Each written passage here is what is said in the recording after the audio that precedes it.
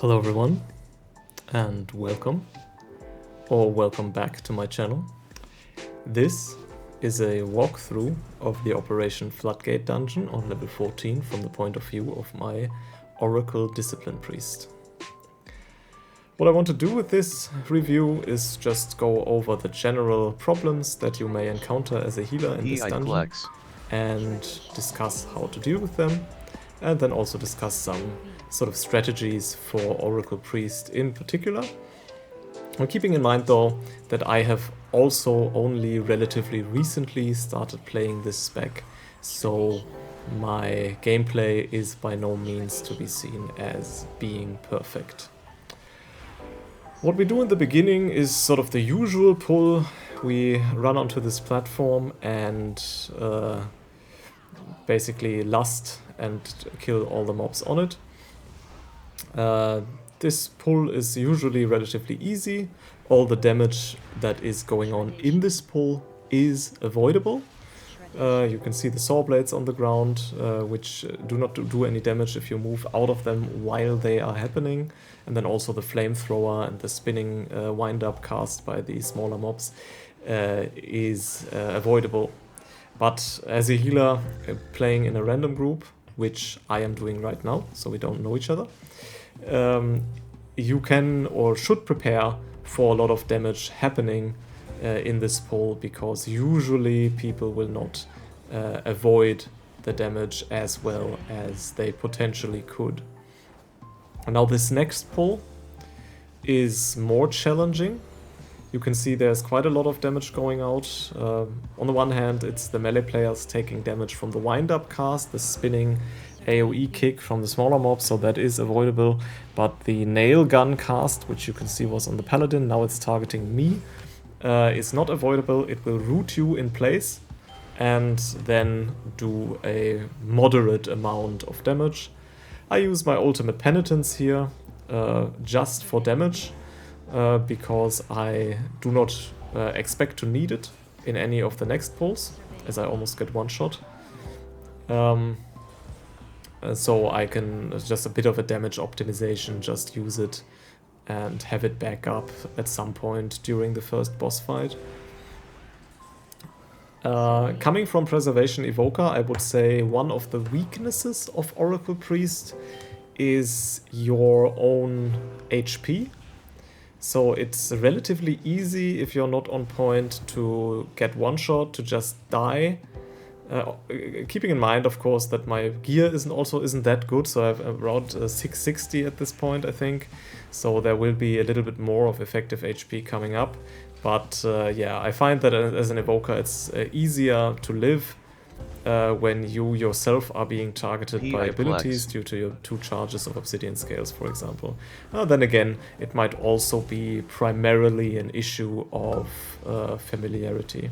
You can see as I play the Bursting Light Spawn trinket. I just got it from the vault at 678, which I was quite pleased with. And essentially you can spawn it. I have a macro so that I automatically put the focus target on it, and then you can shield it, apply atonement to it with the shield, and then just keep it alive during the pull with your heals and by occasionally shielding it.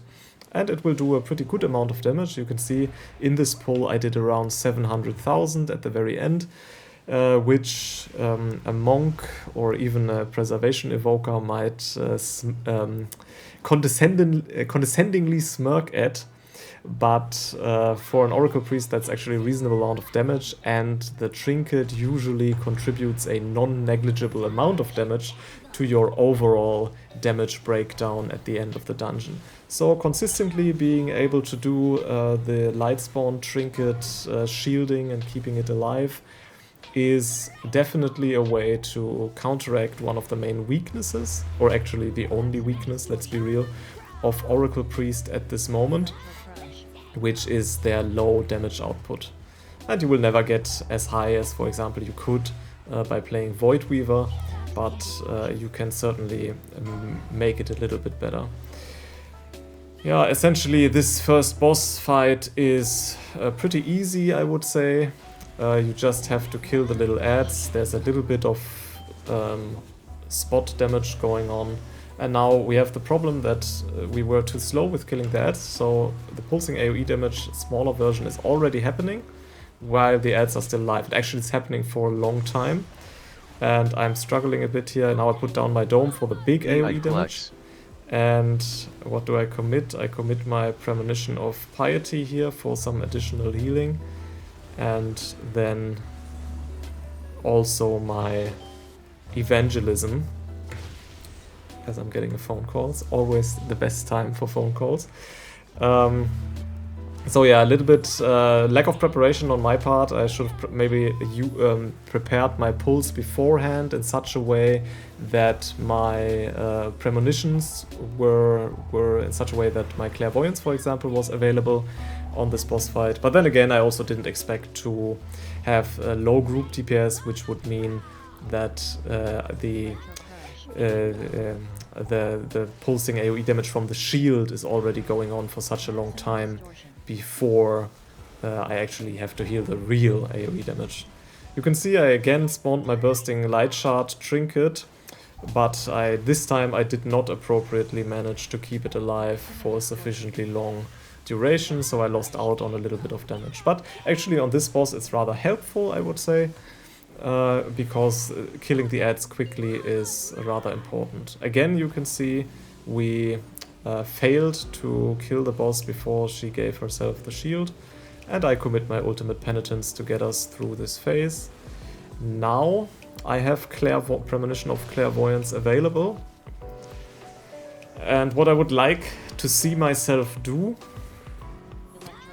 is not using it for the remainder of the boss fight, and then use it on the Blood Warper, which will be the next pull, and it's usually much more difficult than the pulsing AoE damage that the boss does.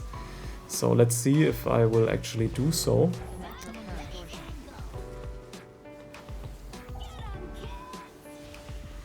Yeah, essentially what you want to have here is a good amount of damage, not only for being able to kill the Mecha Drones before the boss buffs herself the shield, which this time we seem to be able to just about do. You can see shield cast, okay, and it's over. It did tick once, I think.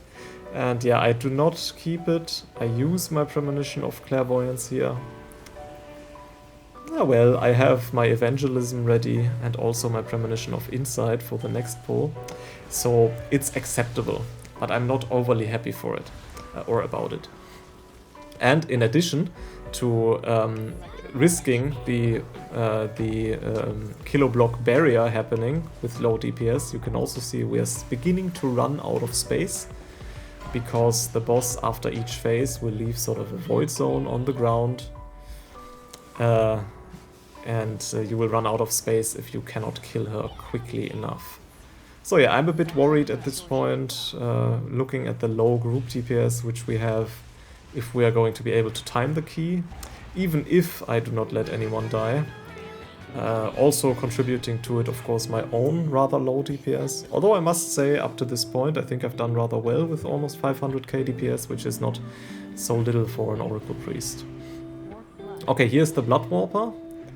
I prepare for it by applying Radiance. Now I commit my Premonition of Insight, and I cast 2 cooldown reduction penances and 1 power word shield. I think I would rather have preferred myself to cast 3 cooldown reduced penances and applied the power word shield afterwards on a cooldown. I make a huge mistake here. I do not apply Radiance before the blood warped blood cast is going out, and my penance does not heal anyone except its main target. Luckily, the boss, the Blood Warper died before this could become any real problem. I suppose I could still have used my Premonition of Solace into an instant cast Power Word Radiance into Evangelism to save the day. But yeah, that was certainly a mistake on my part to not appropriately have prepared for the second Blood Warp cast.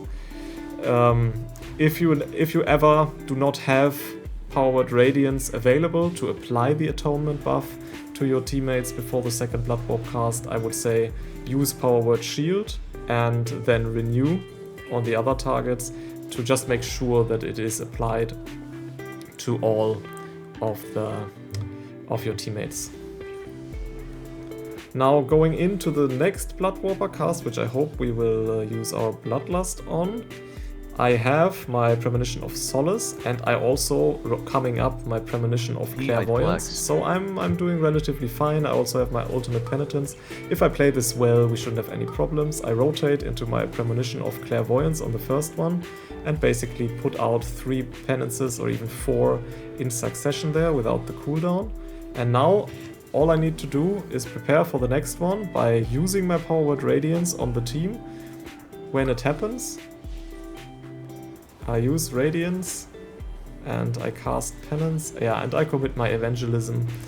In retrospect, Evangelism may not have been strictly necessary here. Oh, it's also on a relatively low cooldown, and I would say I underuse it. I treat it as a bigger cooldown than it actually is.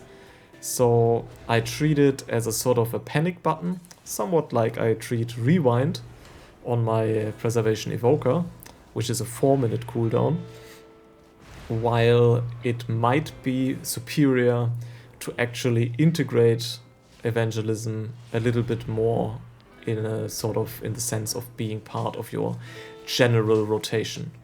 For example, now one could argue that a good point, it would be a rather useful point to just use Evangelism, top the team up, keep the safety high, enable yourself to deal a little bit of additional damage. But yeah, there's pros and cons. Obviously, always having a sort of an oh shit button available also has its merits. I would like to see myself use Ultimate Penitence here with Atonement applied on my team. Use it for damage, but yeah, I don't do so. I don't think, which is also fine keeping it. But I don't think I need it for the boss fight. I don't think I need it for the next pull. So I think it would have been a good moment to just commit my Ultimate Penitence here. Generally, this pull is usually a little bit more tricky. There's a bit of spot damage going on, but then, to be fair, the Oracle Priest has an absolutely outstanding kit of dealing with this kind of damage, because you can just shield the targets which are being targeted by the nail gun, and then be safe. Again, this pull is a little bit similar to the very first one. You have 2 Shredders and mobs casting Surveying Beam. And yeah, if ever that happens to you as a healer, I would say there's nothing you can do. It's not, I refuse to accept this is my fault. Even though I might have been able to save them if I had reacted very quickly, I could have used my undeclared panic button in Evangelism to perhaps extend their lives for an additional half of a second, which might have enabled them to leave the flamethrower AoE.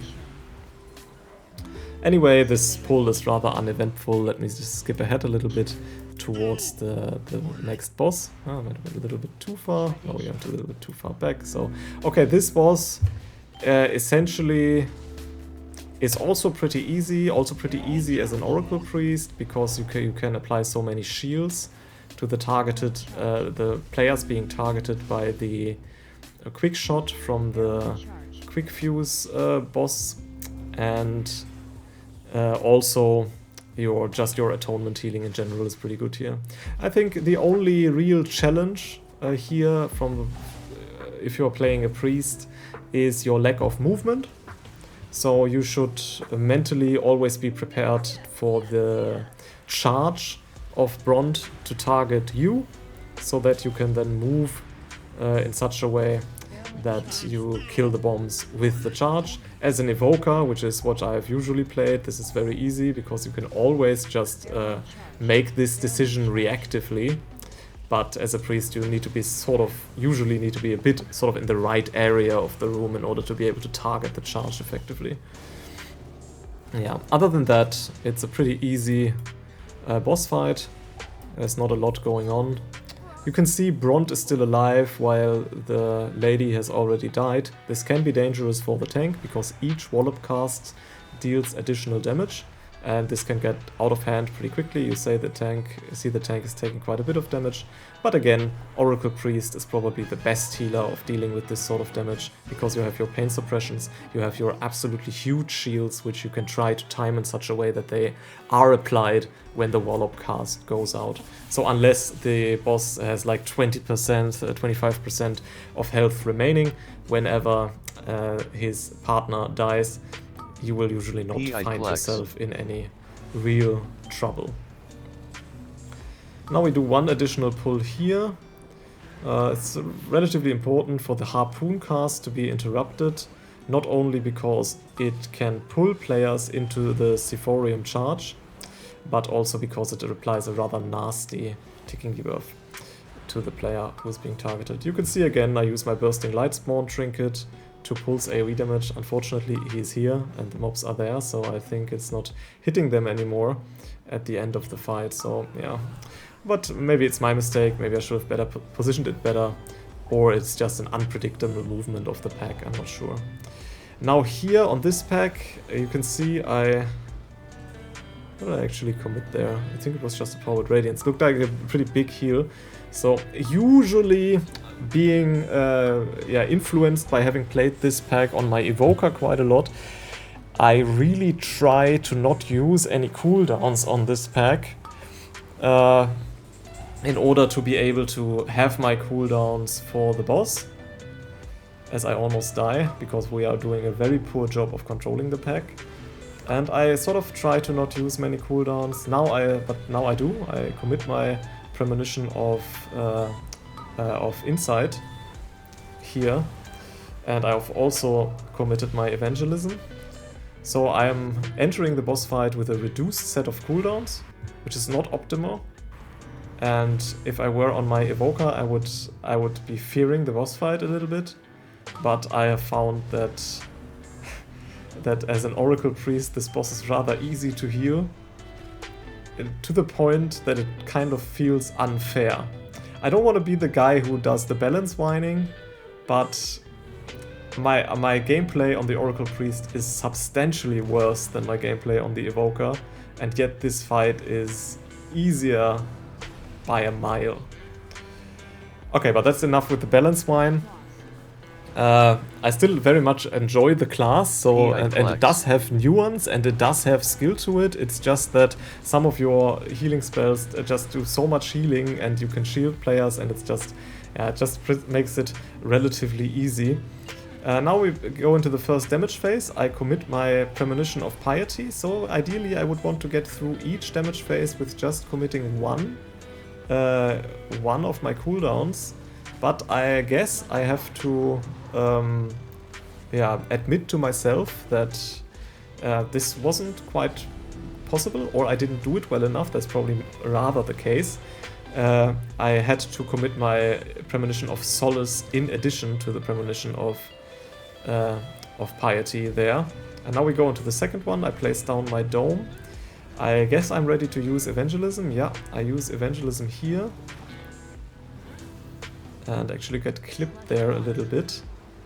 And we get through this phase. Now for the next one, I have my Premonition of Clairvoyance available, which is always nice to have.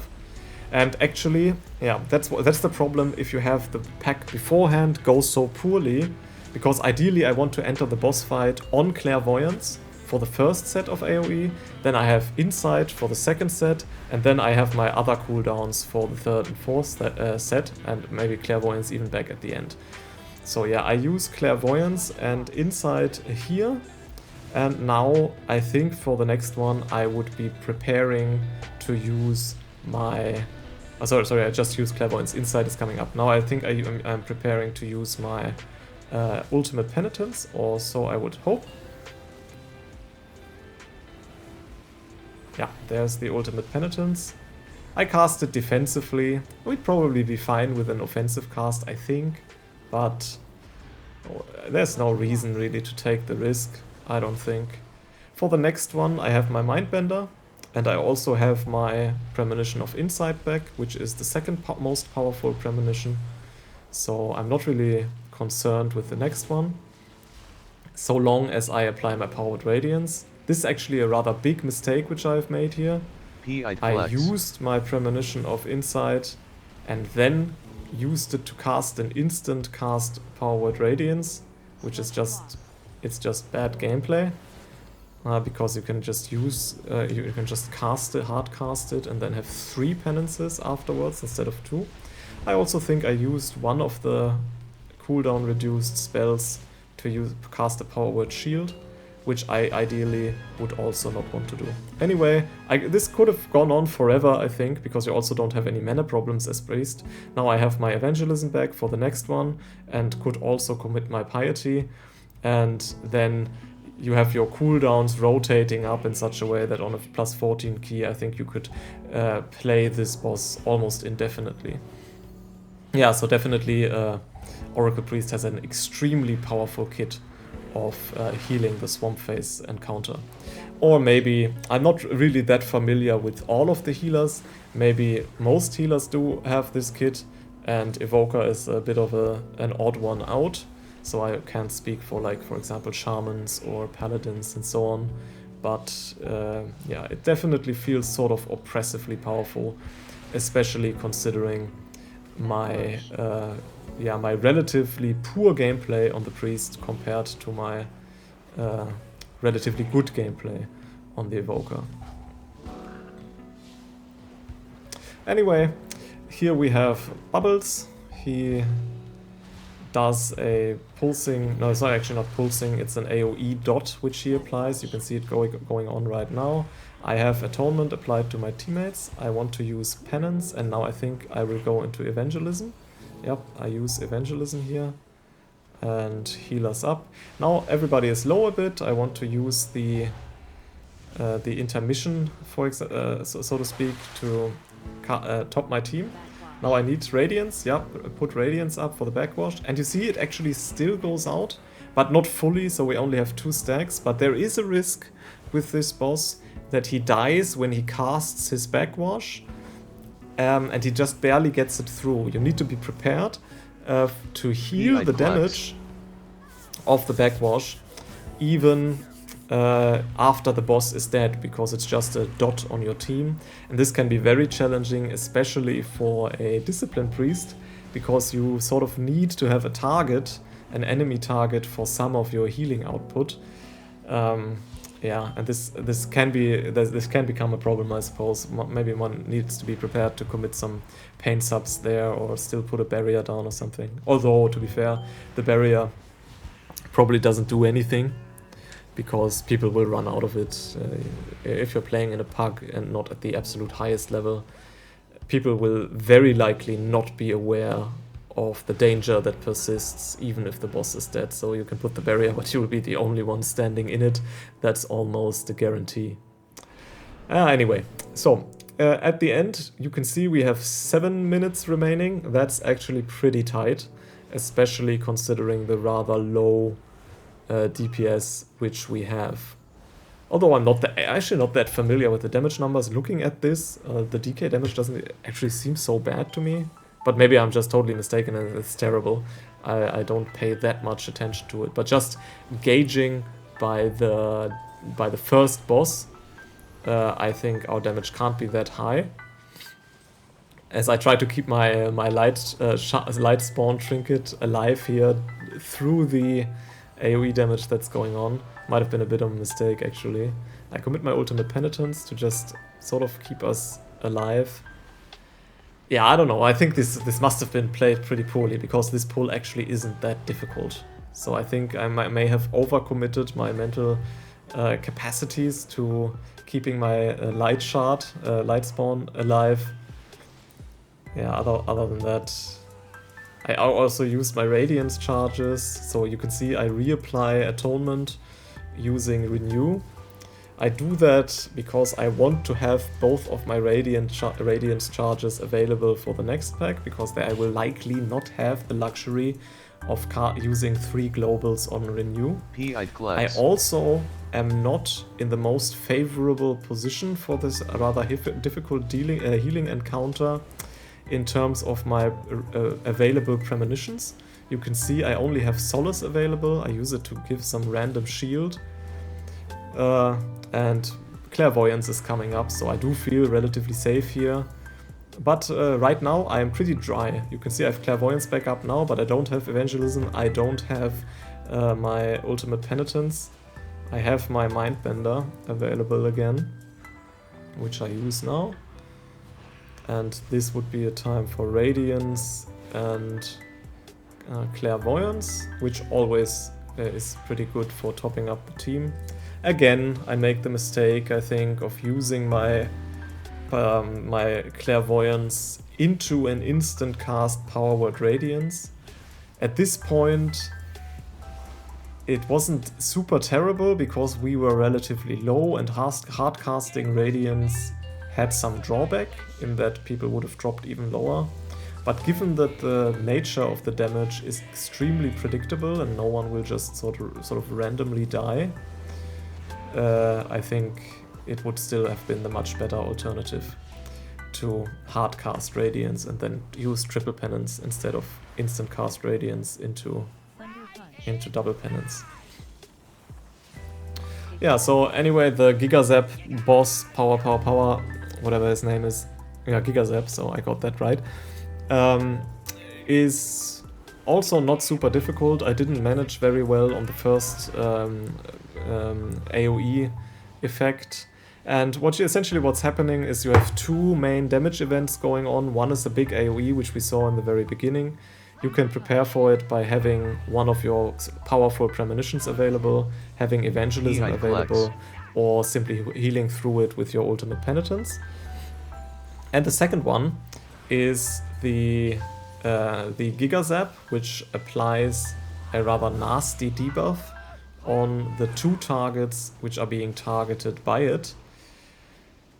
As I go through this AoE effect only using my Dome. Yeah, so I guess good on me. Not sure if I would have liked to see myself commit the Premonition of Insight there, but maybe I figured from the first Gigazap that I had struggled more with the Gigazaps than I do with the AoE.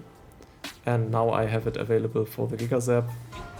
But the DK cancelled the Gigazap on himself completely, in which case you only have to heal 1 target. Yeah, but that's certainly something where I still need to work, or which I still need to work on, is the spot healing individual targets like this. Okay, I have it, the Paladin has it. How do I heal this appropriately as an Oracle Priest without having to revert to just hard casting flash heals or using one of my major cooldowns?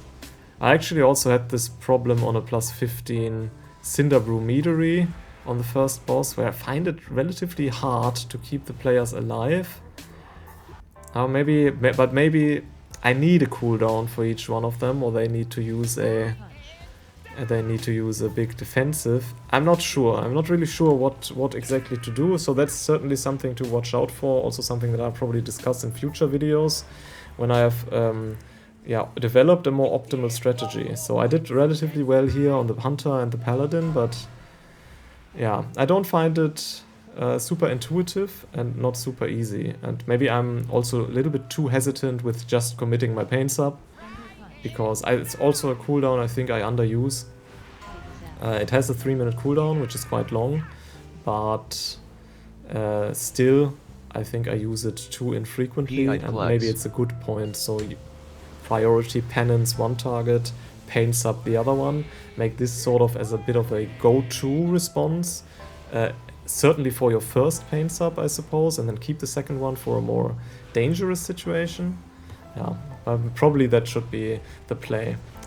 Anyway, we timed the key with 1 minute remaining.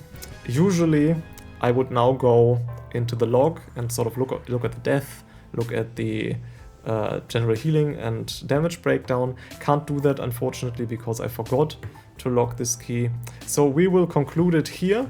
If you found this interesting, if you want to see any future gameplay of my Oracle Priest or Preservation Evoker, please leave a like, subscribe, or leave a comment if you have any questions. Thank you for watching in any event, and see ya.